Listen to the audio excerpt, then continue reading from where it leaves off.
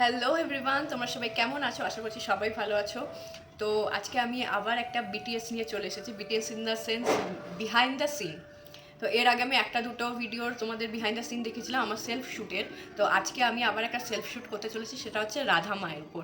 তো এটাও আমি ফার্স্ট টাইম সাজবো, আমি জানি না কতটা ভালো সাজতে পারবো, আমি অনেক ট্রাই করব।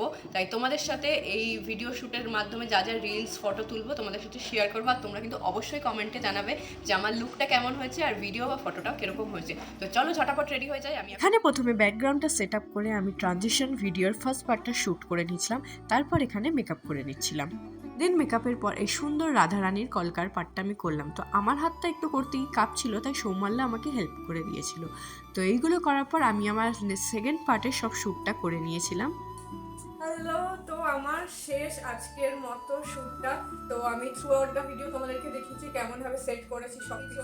প্লাস এই মেকআপ আমি স্টার্ট করেছি হচ্ছে বিকেল 5টার সময়, আর এখন বাজে হচ্ছে রাত 11টা। মানে এখন আমার প্যাক আপ হচ্ছে, সব কিছু সেট করে অ্যান্ড মেকআপ করে সব কিছু করে। অনেক স্ট্রাগল আছে সব কিছুর পেছনে, বাট হ্যাঁ, যদি আউটকামটা ভালো হয় তাহলে কার না ভালো লাগে স্ট্রাগলটা করতে। তো আমি অবশ্যই রিলস আর ফটো যেগুলো তুলেছি সেগুলো পোস্ট করবো, আর তোমরা আমাদেরকে কমেন্টে জানিও যে সেইগুলো কেমন হয়েছে।